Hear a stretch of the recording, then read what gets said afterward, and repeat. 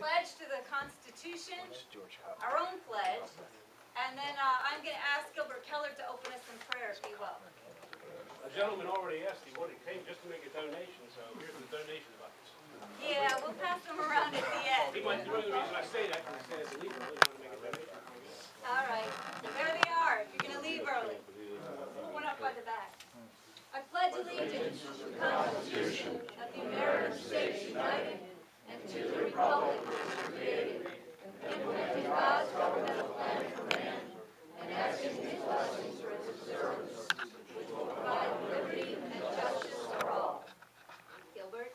Dear Lord God Almighty, creator of the heavens and the earth, we thank you for today. We ask that you be with us tomorrow. We thank you that we're able to meet here this evening, and that we still have enough freedom to talk about the things that are going wrong in our country. We ask that you heal our land, and enable us through your power, and only your power will heal our land, but help us to do what's needed to help you accomplish your goal. Thank you for listening to our Savior Jesus Christ, we pray. Amen. Okay, you can be seated, and I'm going to call up Mr. Hardback to introduce our speakers. We'll just get right underway. As they say in Tanzania, Karibu. Yes. Karibu is welcome. So, welcome all. We meet here every Saturday, usually at 8 o'clock, and they've been meeting here for, I think, 30-some years.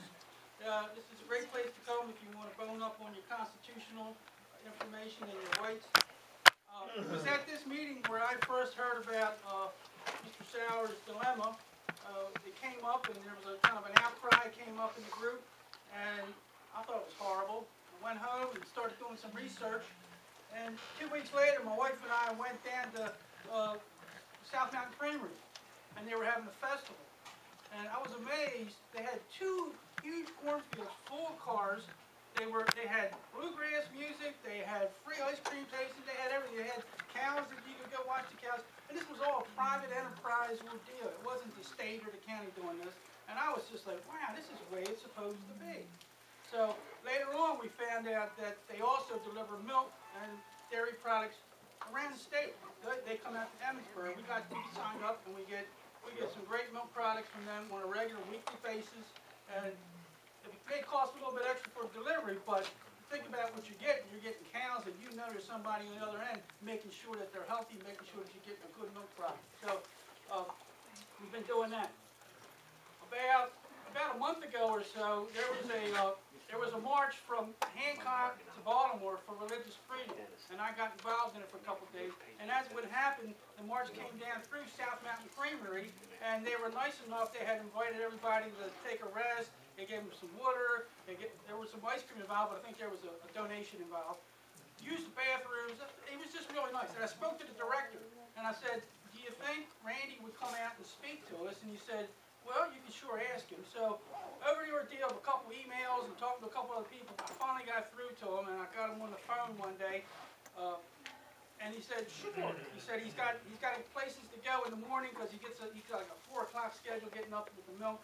And so he said it had to be earlier. So that's why we moved the meeting up to 6 o'clock. And with no further ado, I'd like to introduce Randy Sowers.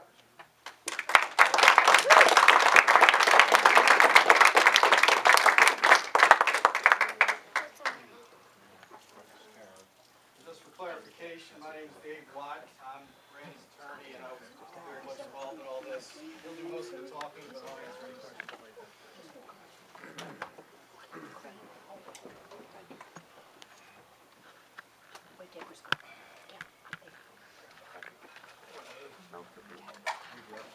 Good evening. I'm glad to be here. I got kind of a cold, but I can talk pretty loud normally. I don't know what you want to hear. You want to hear the history of South Mountain Creamery or our business first? What do you want to hear? Let's hear a little bit about that. Okay. I was born in 1954 in Burkittsville, Maryland. My grandparents were sharecroppers on a farm in Locust Valley. My wife Karen's parents were farmers in the Middletown Valley area. But both of those, my parents and her parents, left the farm in 1959. So on the farm through our growing-up years. You know, father had other jobs. He worked for 14 for East Alco eventually. It was a very good job he had there.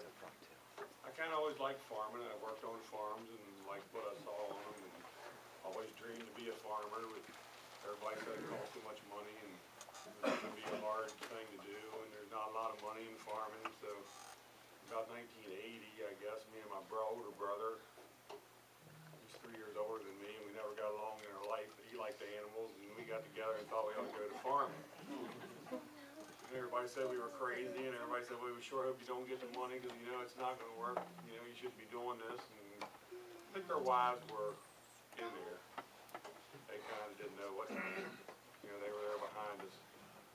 So in 1981, I think, in last of March, we started milking cows on the farm where the South Mountain Creamery is. We were rented from Everett Moser, who owned the concrete business. You all probably bought concrete, he probably delivers down here too. And, he was, you know, a strong arm for us to get started and help us out over the years. He ran this machinery, and you know, we used his machinery to get going there. And my wife was a school teacher. She worked in Myersville and Wolfville Elementary School, so she was a media specialist, a librarian.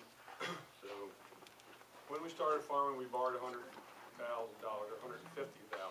We thought that was a lot of money. It was hard to get back in those years at $150,000 for somebody that thought they wanted to start farming. But we finally went through the government, borrowed the money.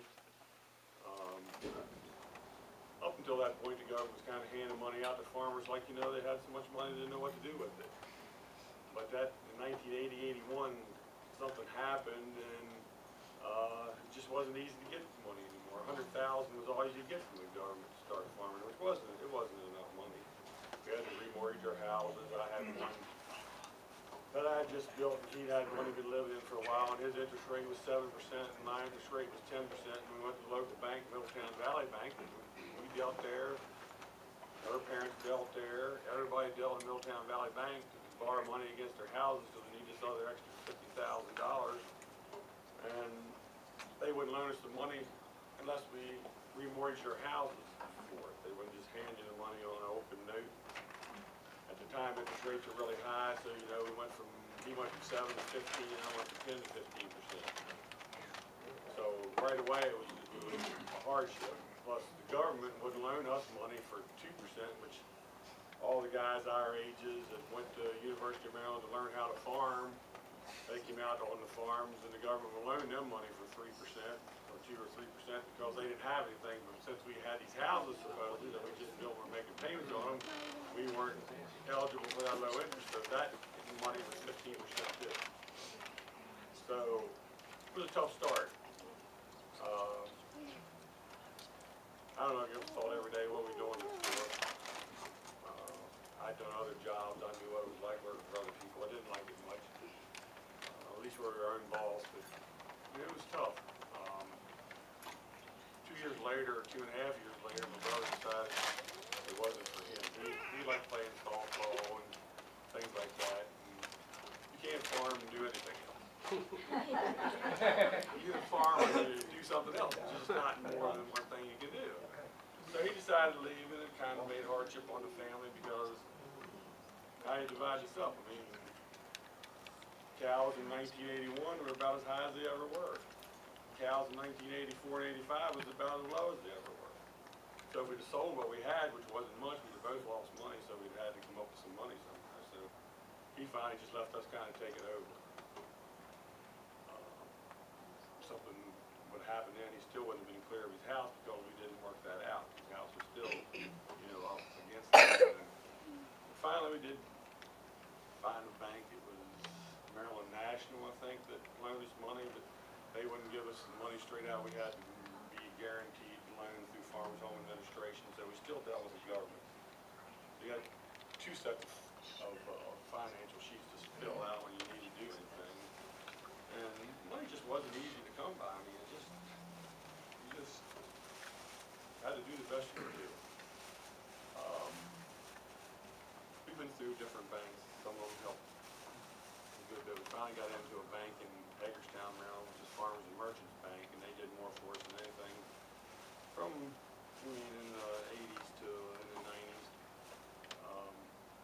always milk, we started out with about 120 cows, and we were milking 100 to 200 cows in that neighborhood. But I always could see the co-ops weren't doing us any good. I could see that early on, that the co-ops weren't for the farmers. There just was too many questions there that I was asking, that other farmers thought about, they never think about asking, because co-ops don't like you asking questions. You and Donnie Toms. Donnie Toms. Donnie Toms taught me more than I could imagine I know.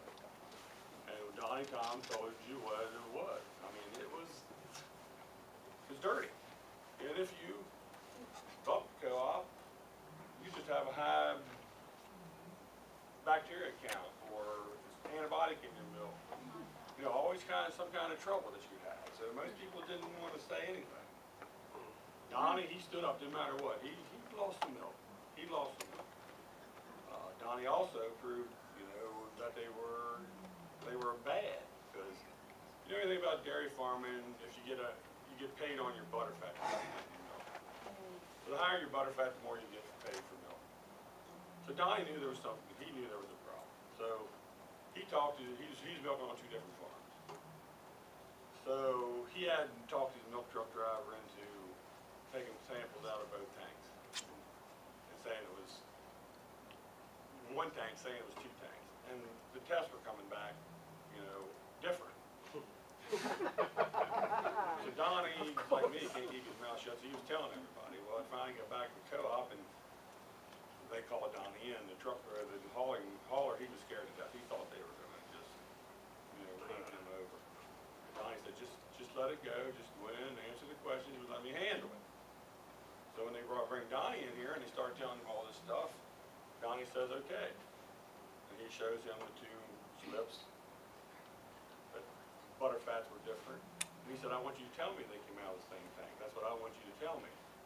Because if he did, then, you know, he was admitting that, you know, their tests were bogus. So he didn't say anything, and they all got out of it, but, you know, nothing came out of it. It's just Donnie didn't get in trouble, but, you know, people knew then, or I knew, that was proof positive to me. It was good enough for me if Donnie Tom said that it was going on. So I use that story a lot. That, and another farmer, his name is David Stone. Imagine what goes up on the high level. That man stands up for what he thinks is right. He used to work for Fred Allnut. He's the one who held the county hostage when the county closed 6 of the bridges. Went out in Agnes, and they said they were never going to put it back again. So Stone, he used that ground. Then the county, for some reason, said they were going to put the bridge back in. And Donnie says, what are we going to do here? You know, I tore all my fences down. So he told him, if you know, you put my fences back up, I don't have a problem with it. But they put the bridge back up and never put his fences up. So he went down with a gun and held the county employees hostage.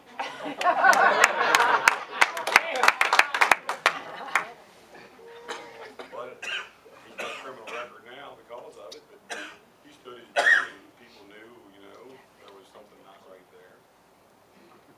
So as we moved through the co-ops and I learned more about them, talking to people, you know, we really wanted to have more control of what we do and not somebody else controlling our destiny all the time.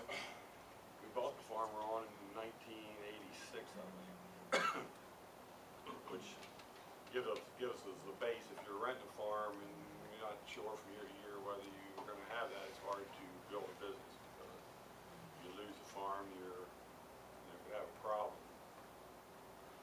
So Moser helped us out on that deal, and 87 was one of the worst droughts we ever had. And I got a phone call from Everett and said he was going to sell the farm, and the price was $500,000. And if I didn't want, I had first chance out, he was going to sell it to somebody else. But I didn't know what to do. I went to Farmers Whole Administration. They really didn't want to do anything.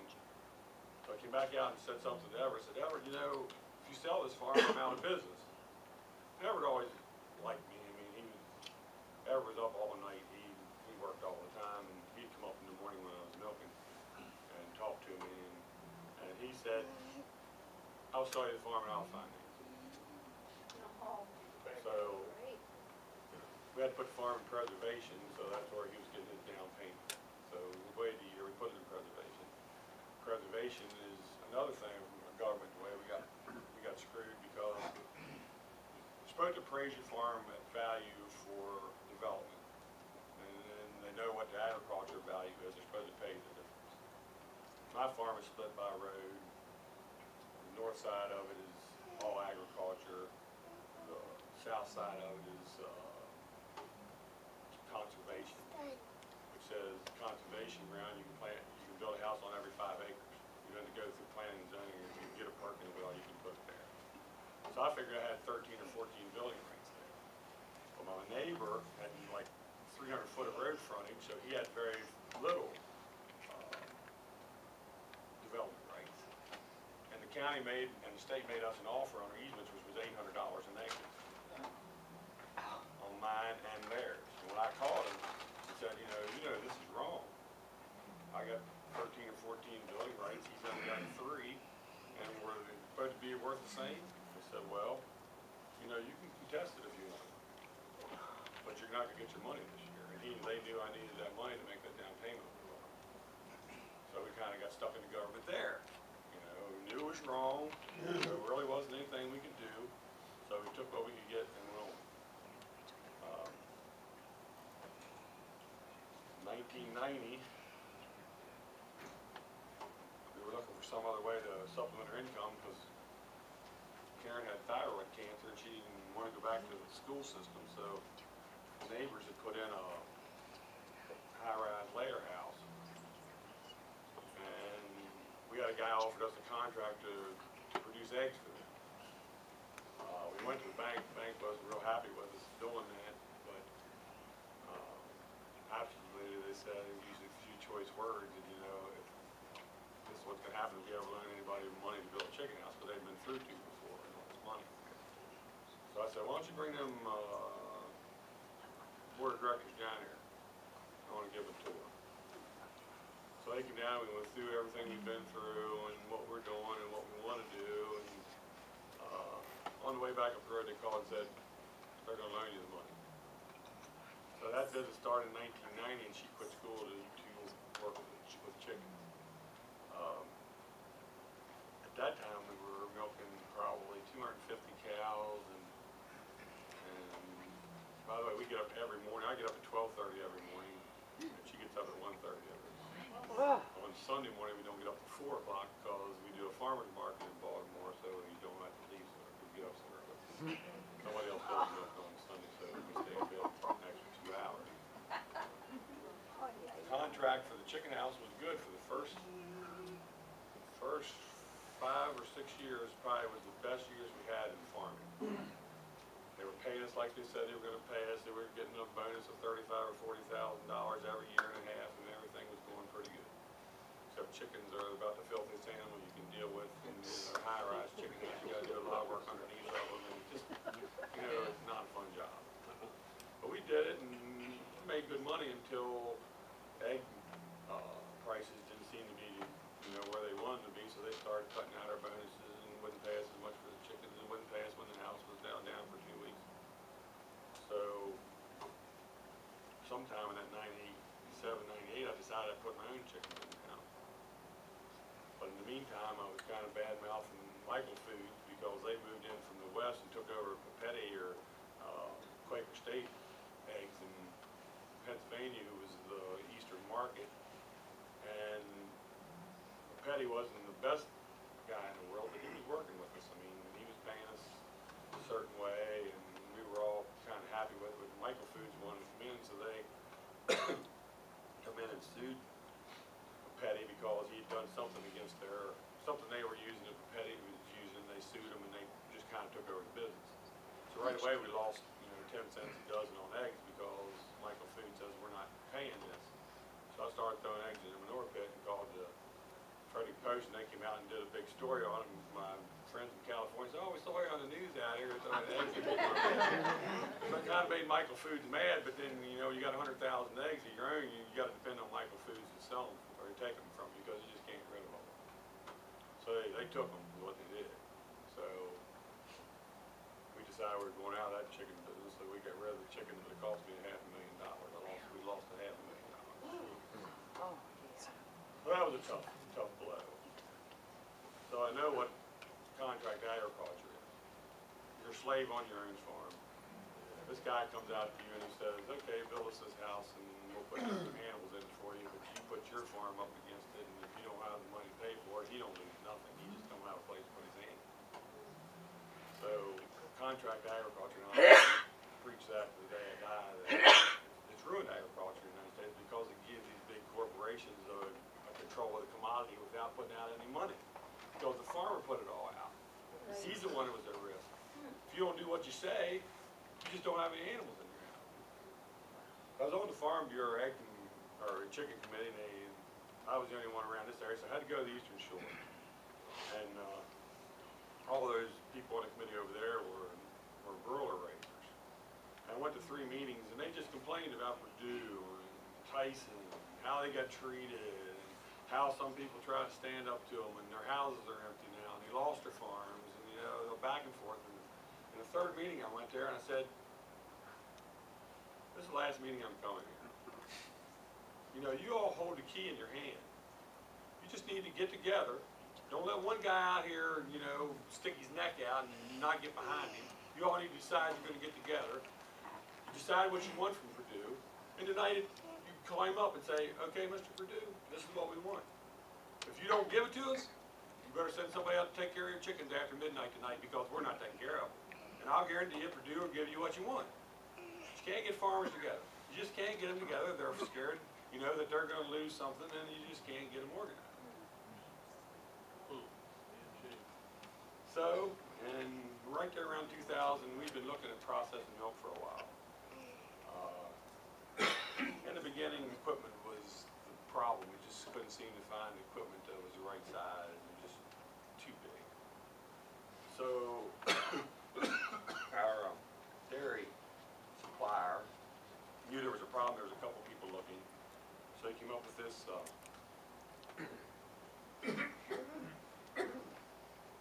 outfit out of Israel. And they were going to set up these mini dairies. It was going to be turnkey. They make all the products in the land. Everything was supposed to be really good. We were about the 3rd plant. There was one in Virginia, one in West, well, there was 2 in Virginia, one in West Virginia, one in Pennsylvania, and then I guess we were the 5th one.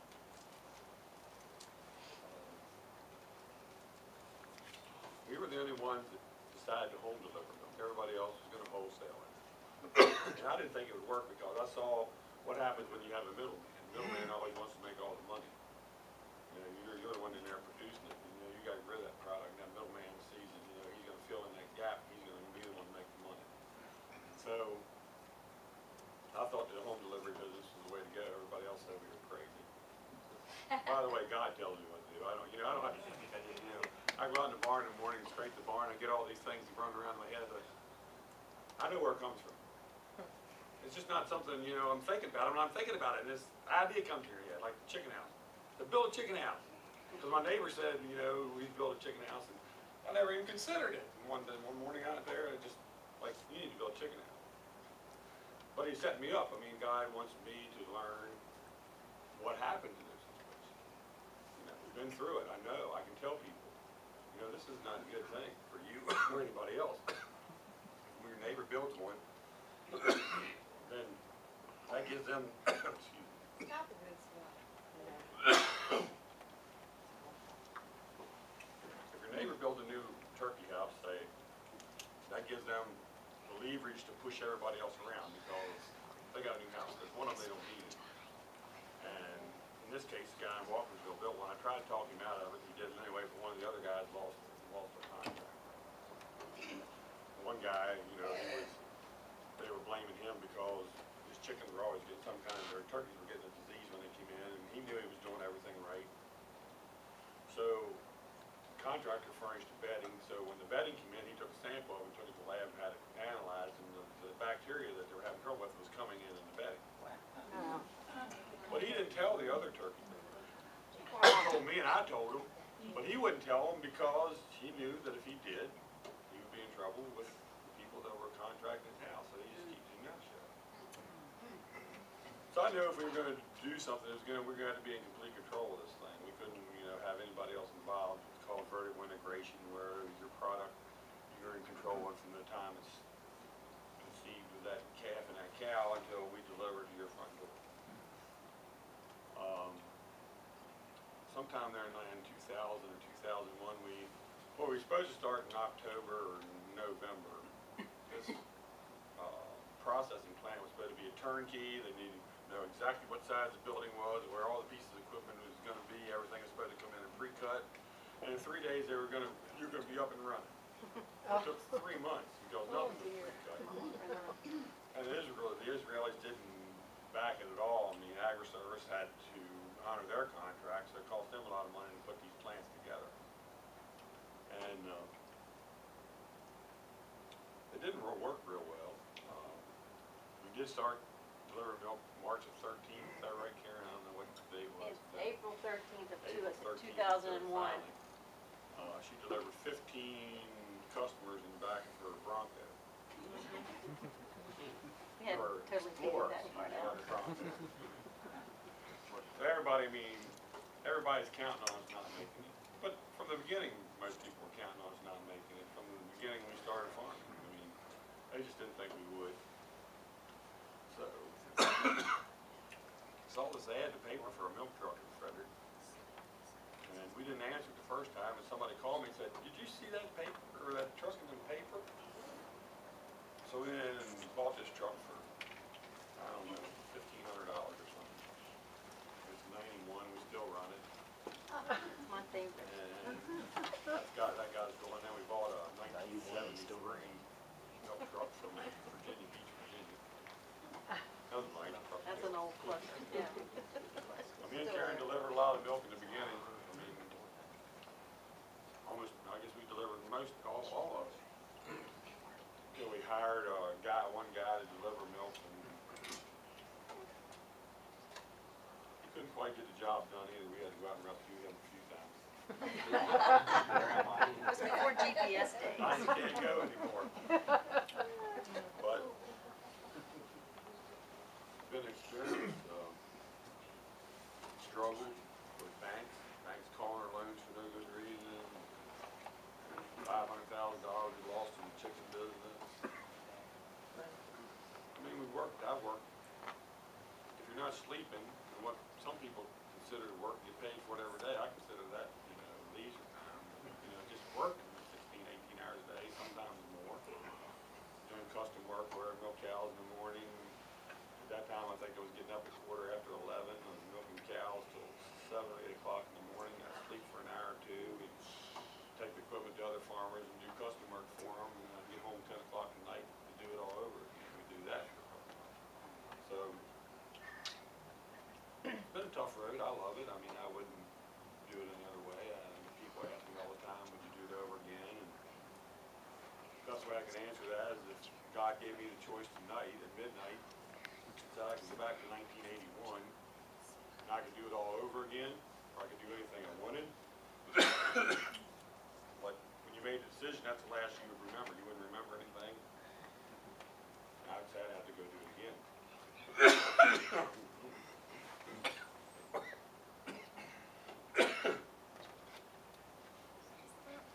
I used to, when I was a kid, I was afraid I'd die.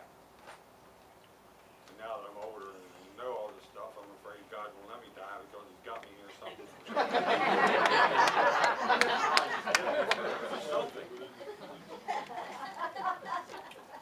So, I was afraid to die then. I'm not afraid to die. So we started this delivery business with our daughter and son-in-law, and son and his wife, and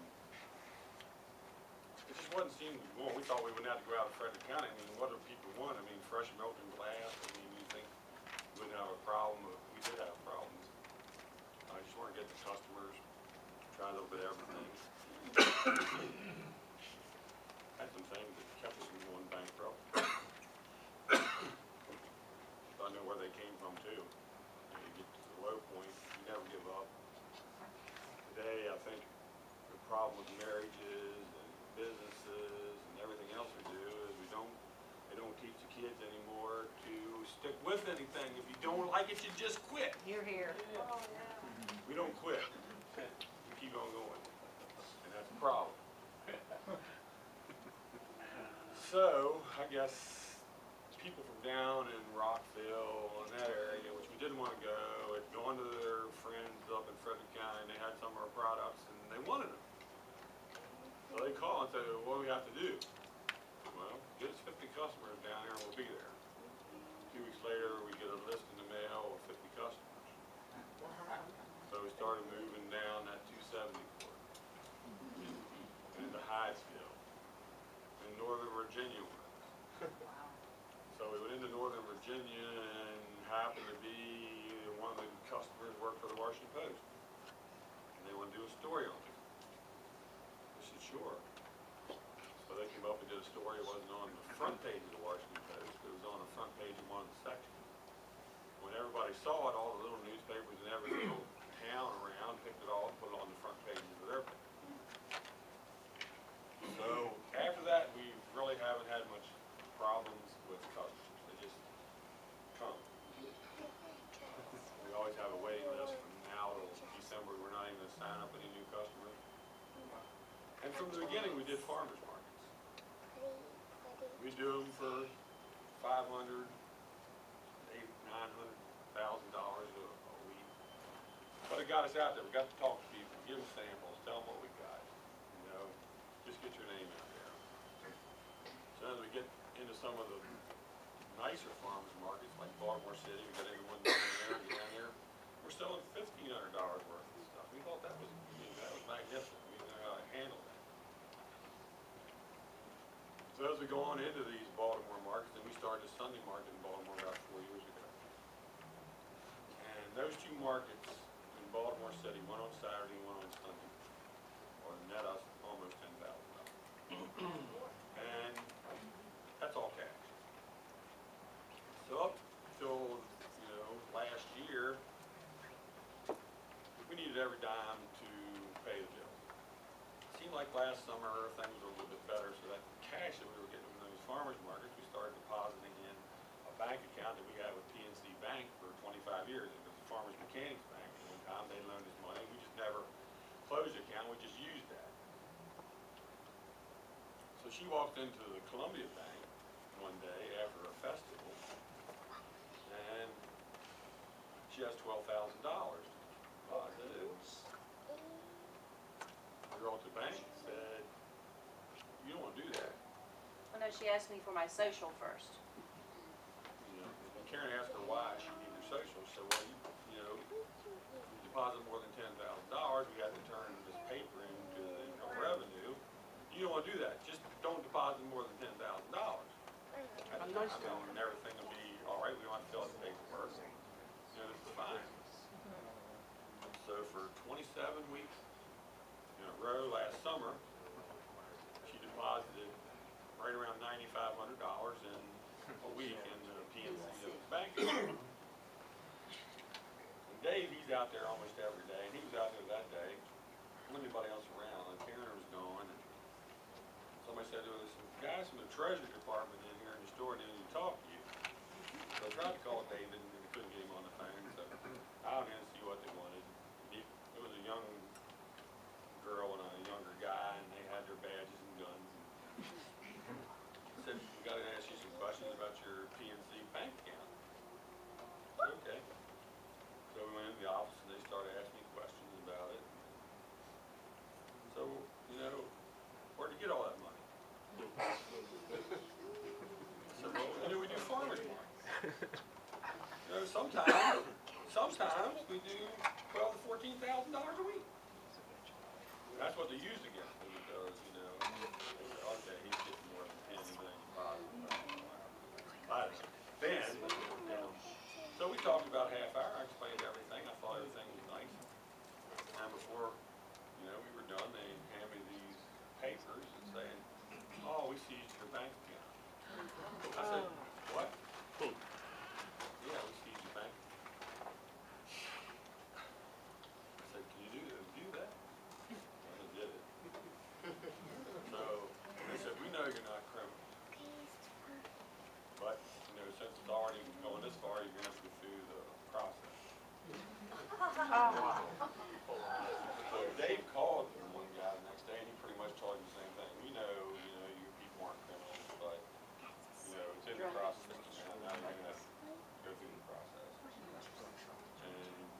time Casella was the prosecutor, he was on vacation for 2 weeks. I'll jump in there a little bit. So, first of all, I'm not a white-collar criminal defense attorney. Randy invited me to be his attorney. He never trusted attorneys to begin with. I wonder why. So he invites me to be his attorney, and it's a pretty easy job, you know. At this point, all I'm dealing with is contracts and collecting money, and I'm doing okay. And then the IRS financial crimes people show up at the doorstep, and suddenly I say, Karen, you're gonna need a real criminal defense attorney. And she said, you're our attorney. You're gonna do this. So I said, okay. So I called Mr. Casella, and obviously boned up on exactly what the statute was and what they were being charged with. And he immediately says, look, we know there's no criminal activity. This is how this is gonna go. Kind of like he just tells me that this is just how he does things. We're going to do our investigation. If we don't find anything that's, out of the ordinary, we don't see any tax evasion, so there's a clue.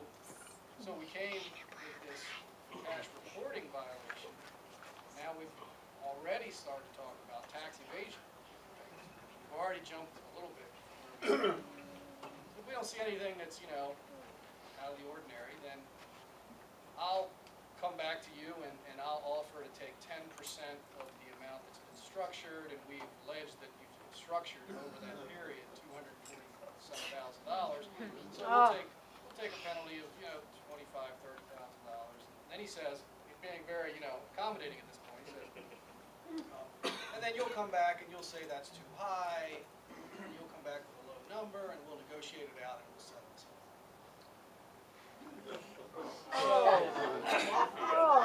Kind of in a position of, Criminal. okay, There's the criminal we've activity. already been convicted, it's just a matter of how much of a shakedown we're going to have. That's pretty much how it went. Now, Karen and Randy, rightfully so, were pretty much beside themselves. First of all, they've now been charged with crime, felony. It gets out in the papers, of course, and, it's just their name is suddenly everywhere as far as structuring, tax evasion, money laundering. So it's obviously a very stressful time. I don't know where we want to go from there. Well, explain how it got in the papers. Oh, yeah. David told me to keep my mouth shut, and I don't ever keep my mouth shut. I didn't talk to the newspaper, but at that market in Baltimore that I do on Sunday, everybody walked up to the table, knew what the government had done. So, Quickly, the IRS find out that you actually deposited $9,500 on We don't know. well, we're pretty sure though that because it's the bank's reporting requirement, right? And so, and obviously it's like all statutes, there's always a higher purpose that evolves into something like this. So the higher purpose is we're tracking terrorists and money launderers. That's the idea. And so, and I'll show you, I'll leave you guys this article. Asset forfeiture, they call it, has become a real moneymaker for the government. And the guy that we were up against, we always joke about, he wrote the book. He literally wrote the book Yep. on asset forfeiture. And so, Probably the laws, too. yeah. So let me just finish up how Randy got it. So I say, we just need to keep our mouth shut here, figure out what we're going to do next. And Randy was, he was definitely of the mindset that he was going to fight this. So he's on the tractor, and suddenly a reporter calls from I don't usually go to time on pieces, so I heard that. Boulder City paper, and he had seen the filing in the court records. I guess that's what reporters do, they surf those records. And he called him up and says, well, do you want to make a statement because I'm going to do an article? And Randy said, no, I shouldn't say anything. And he says, well, I'm going to do the article whether you say anything or not. So Randy said, he has no problem talking, and he told him exactly what he thought. This was a shakedown. This was ridiculous. I don't have the exact quote. It was Randy being Randy. And so that article comes out, and I'm going to get to your question here in just a sec. But so I call the state's attorney a couple days later, and I say, hey, back to the negotiations here, you know, we wanna get to the records, because there was a grand jury, and we had to get some records down to the grand jury to show them to be money launderers. And I said, you know, we're getting this stuff ready for the grand jury, we're gonna send it down to you. And he said, well, Dave, now we have a bigger problem. What's that? I said, your guy talked to the press. So now, we're not gonna be, you know, doing some negotiations. We're gonna file charges, and that's how it's. Free speech, huh? First Amendment.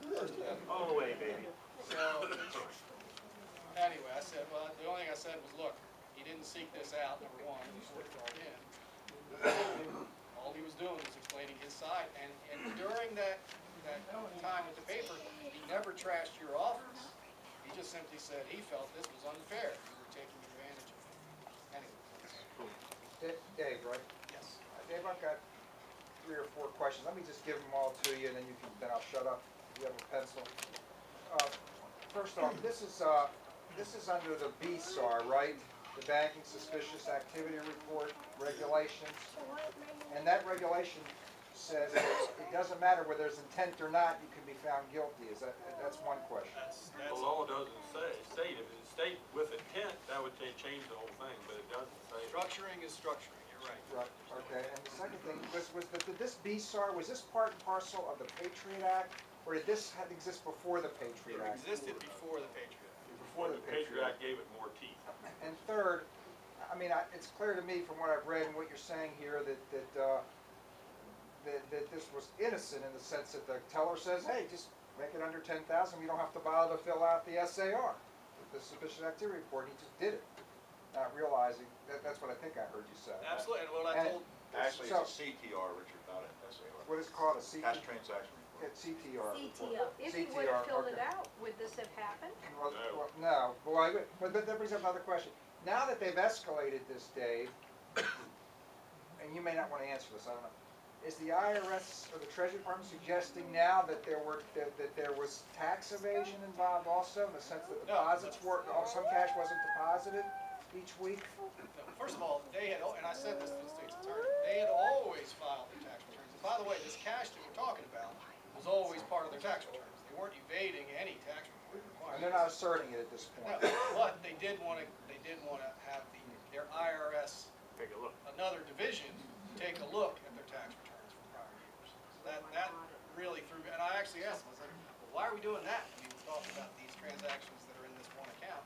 Why do we have to have this, it's part of the process. It's part of the process. It's called intimidation. That cash was going into the account with South Mountain Creamery, so there was a lot of the transactions going in there with that cash. Well, on PNC, it was nothing but. So did they in fact do an audit? No. No, Not yet. Not yet. Not yet, so. I think they're afraid to. But all the monies that they're trying to keep at this point, they're claiming are simply as a result of structuring, not back taxes due to any kind of tax evasion. it's purely about structure. Now, remember, they. You should probably explain to everybody what structuring is, Dave. Everybody may not know what structuring is. See what cows do.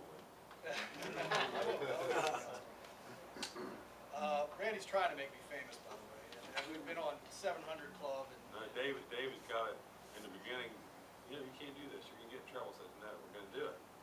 No, you gotta do it.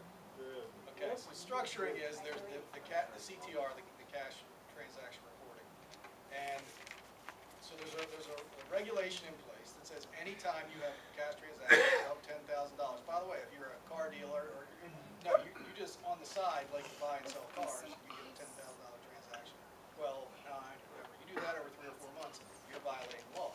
So, the second part of the statute is about, so you have to file these reports, the bank has to file these reports for $10,000, but somehow trying to evade the filing of the reports is also a violation.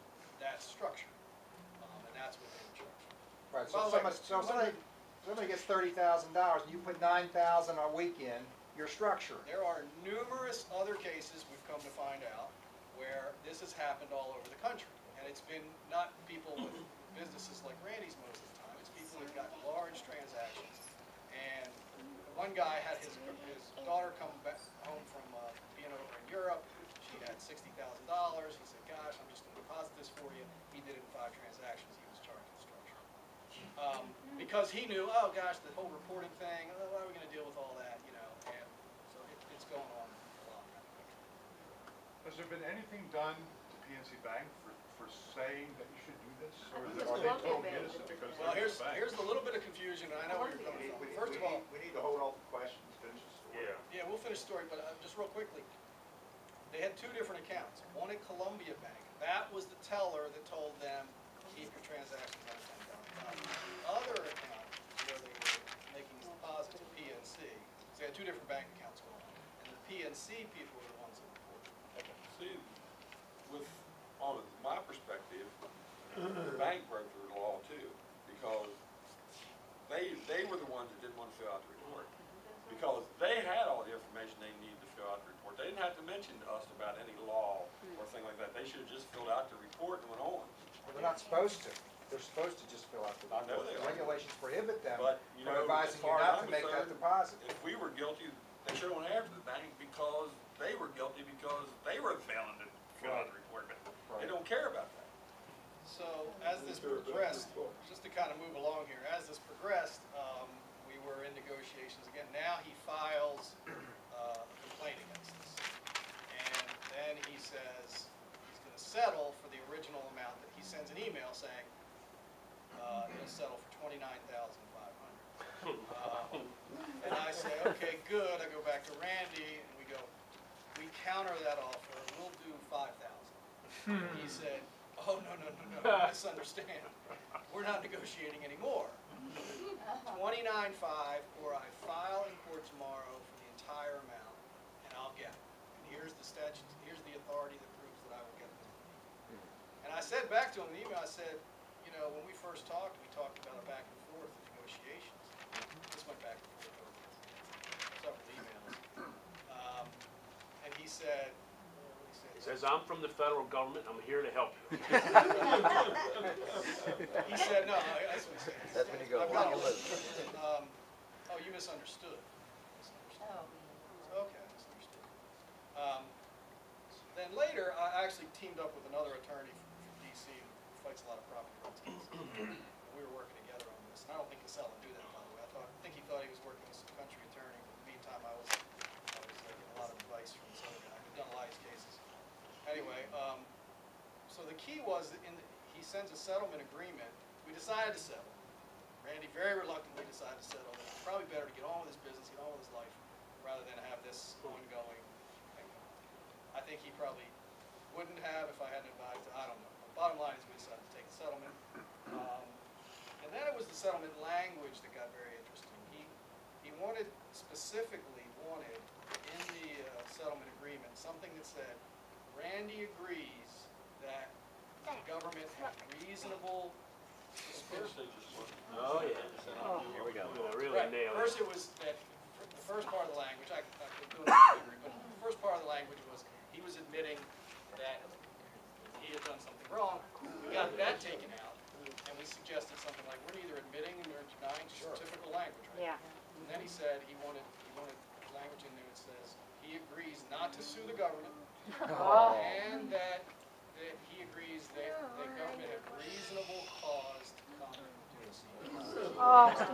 So we say, no, we don't want that. Why do we need that language in there? And this was just Because they're a stealing. moment that makes you just proud to be an attorney. Now, at one point, Proud to be American. we found that he had done the same shakedown with Taylor's Produce. I don't know if you guys are familiar with this case, but 6 months earlier, Taylor's Produce on the Eastern Shore had almost the exact same thing. Mr. Taylor walks into the bank. The banker tells him, hey, keep it under $10,000. We don't have to do these reports. Mr. Taylor starts keeping it under $10,000.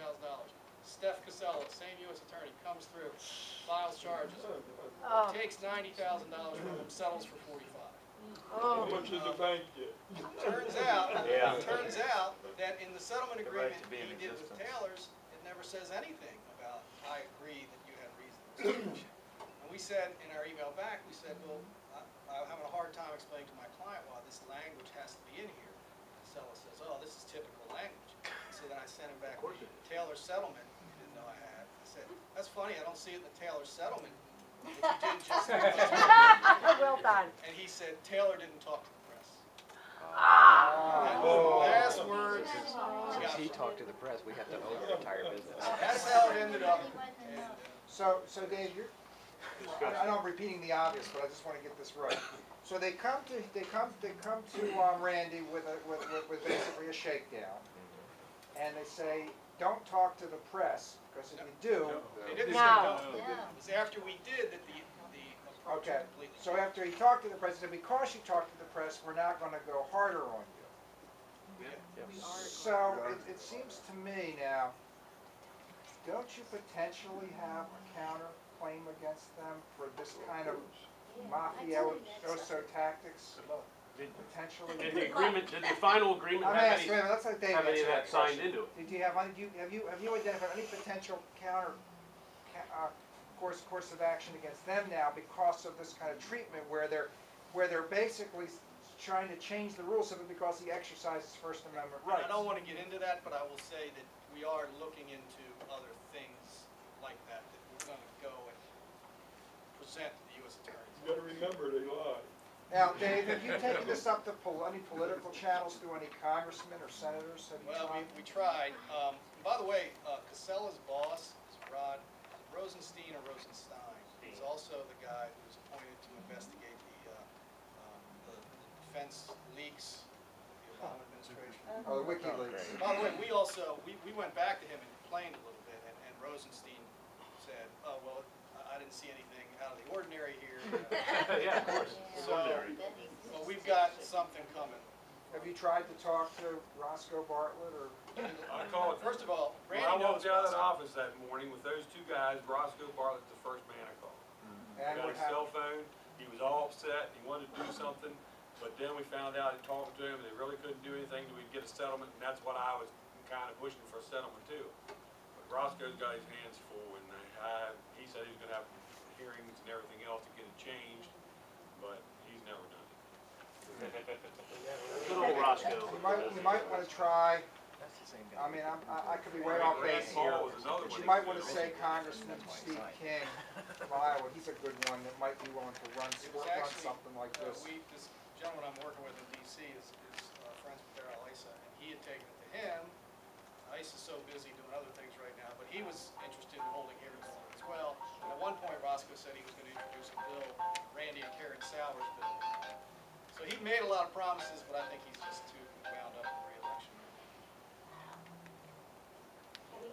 I'm a little dazed and confused. Here we have a situation where something's going before a grand jury that is judicial. Treasury agents are exempt. Right? We've got two different branches of government that are all working together. One. Another is grand jury. That is where there's investigation on criminal activity. But then each saying that we're going to do this 10% thing and have a fine. But where is the judicial action and decision that's signed by a judge saying how much it's supposed to be? The subpoena, the warrant is signed by a judge. I think you're right. I mean, remember, this is Treasury Department. It's their financial crimes investigation.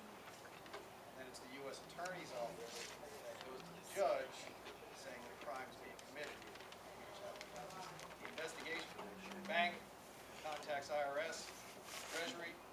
Treasury goes to financial crimes. Financial crimes investigates, takes a look at the pattern of transactions, finds that there's enough to talk to U.S. Attorney. U.S. Attorney goes to the judge. Well, there's a subpoena, but who signs the document determining the fine? They settled, doesn't there- that was the point. They Well, yeah, settled. okay, okay, what you There said. was no fine. See, there was no hearing on this. Correct. Now, Let me tell you another story. if I could just follow up to that, Dave. If you go back and look at the construction of this law or regulation, sometimes you go back and look at construction. It seems to me the only reasons for the construction of this law was money laundering and or terrorism. Here we have a case where clearly there's no money laundering, clearly there's no terrorism, and also clearly there's no intent to defraud the IRS. Based on the construction of the law, don't you have an argument that this law is being misapplied in this case? Oh, I think it's absolutely. David, do you mind if I address that for a minute? You're right in its origins, way back when, okay? But as he mentioned earlier, there's always this creep of well, that's fine, but let's get it to cover a little more, because after all, Casella wouldn't have a job if he couldn't shake down people, because there's not that much to go after. So I just want to point out something that I wrote about in an article, and I think it's really important to understand this. When Congress passed the law about structuring, if you go back and look, they didn't even define the term. They didn't define the term. Not only did they not define the term, they didn't actually say anything about how much would be the bank reports, like how big should the cash transaction be before a bank would have to report it. They said, well, the Secretary of the Treasury can decide that. So they said, whatever the Secretary of the Treasury decides the report is, and whenever the Secretary of Treasury decides when it should be put in, and so on and so forth. So here Congress didn't even really pass a law of anything. It just basically is a sort of like a little shell that says, okay, Secretary of the Treasury, you can make up this reporting system. And so what you've got is the Secretary of the Treasury writes regulations, and he calls those law. And when you look at how they've defined structuring, it is the most pathetic, and I'll bet you Casella wrote that regulation. I wouldn't be surprised. It's the most pathetic definition you ever saw. They literally will say, anybody putting any amount in the bank over any period of time of any amount, we can call it structuring. It's that bad, it's that loose when you look at the definition. And so you get Casella, I'm sure he wrote it so he can go after just about anybody he wants with any amount. I mean, I could put $2,000 in a week. Well, let's talk about that a second. I'll address this to both of you, Dave. Suppose a business did $450,000 cash a year, exactly $9,000 a week. Exactly $9,000 a week, every week for 50 weeks. Now, clearly, eventually that's going to trigger a CTR, most likely. No, what it'll trigger is a suspicious activity report. Hang on a second, no, but the fact that the large cash transactions keep coming in. Now, how do you prove, if you see what I'm saying, this could have triggered, let's assume that Randy had not made the comment that he did $12,000 some weeks. How would you prove that you're doing $9,000 a week as opposed to $14,000 some weeks and zero other weeks? You see what I'm saying? How would you defend yourself if there really had been a cash flow of $9,000 a week? There are exemptions that a bank, that's one thing that I think really screwed us from the PNC standpoint. I think it's because it was PNC. They could have exempted us. They could have reached out to say, hey, this is a farmer, we've known him for a long time, and they could have gone to the IRS and exempted him. Really? The banks are in an interesting position too. They're not supposed to be alerting a potential criminal about this reporting requirement because they're potential criminals. At the same time, they have this option to exempt certain businesses by using an exemption. They didn't do either. Have you gone back to PNC and pushed them on that? PNC will not talk to us. The only person I talked to PNC that even knew anything about it was I got a letter in the mail after the Treasury was there, said that our money had been sent to the IRS, and give her a call if I had any questions. So I called her and said, okay, what's the deal here, how this happened? And the only thing she said is, your money went to the IRS, that's all I know. And we tried to get a hold of somebody in PNC Bank to ask the question, because they finally, then we started getting calls from PNC saying, what are you doing here? You got automatic withdrawals coming off. And they were bouncing and said, what are you all doing? So what do you mean what are we doing? So, well, you're the ones who took the money out of the bank. I mean, you got to recover these checks. And then we get a letter in the mail saying, we're closing the account on the first or whatever. Yeah, I was gonna ask you that. Yeah, they closed the account. Well, whatever bank you pick next, I would go in right up front and be saying to them, we want to be exempted. That's part of the deal. We're gonna open an account here, we're gonna run a lot of money through, and we wanna be exempted. They won't take it. I got a better idea for your milk cans. You don't have to put your money in the bank. Oh, that's the irony. You can turn it into real money. Stuff in this milk can, you won't. Wait a minute, I'd like to explain just really quickly. let Mr. Collins speak. Can I have the floor a minute? How much The of it? problem here is, I wrote a book that exposes that American citizens are not subject to an income tax by law, the IRS code. They put an injunction against me from selling that book, and if I talk about the tax law, I go to jail under that injunction. The problem we have here is sedition by the federal government, so we take up, that is the problem, and attack it and expose these criminals. This is going to get worse than Russia or China or Cuba. We got to take the bull by the horns. All these band-aids and accommodations are crap. That's all I have to say.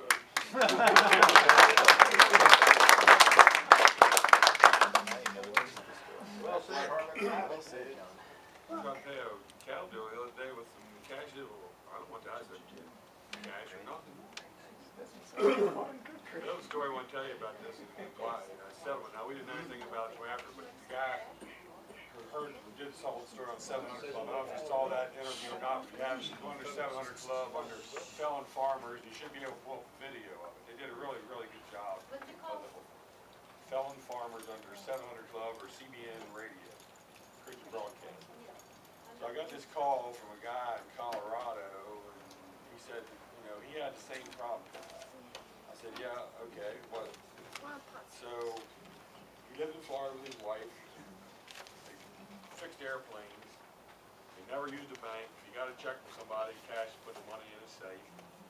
So his wife got sick and needed to go to drier climate, so they're moving to Arizona or Colorado, which one it was. So they went out there to buy a house. They found one they wanted, $160,000. They wanted to go to settlements, and the people doing the settlement said, we're not taking $160,000 in cash. You're going to have to do something else with that. So he goes to the bank out there and wants to deposit $80,000. He says, we're not taking $80,000. You're going to deposit it, you're going to have to deposit less than $10,000. So he went to 3 different banks and got the money in because he wanted to settle for his house. Never knowing that there was a problem. So The bank set him up. 3 weeks later, here comes the Treasury Department. Said, where'd you get all that cash? I said, it's all legitimate, I can prove it, I got all the records. Can't get them for you today, but I'll get them for you. Before we got everything together, they came back and said, we're seizing your house. Same thing we did. He tried to negotiate, he had a lawyer.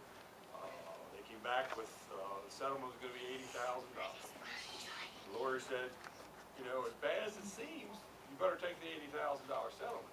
The husband said, yeah, it's pretty terrible, but I think you're right. The wife said, we didn't do nothing wrong. There's no way a judge is gonna convict us. So we're gonna go to court. So they went to court, presented their cases, and it was a woman judge. She said, I absolutely don't agree with what the government's doing here. But that law is there. The prosecutor wants to prosecute you to the fullest extent, and he's got all the proof he needs. And I'm not going to throw you in jail. That's what it calls for. But I'm going to put you on 5 years probation. And they took his house.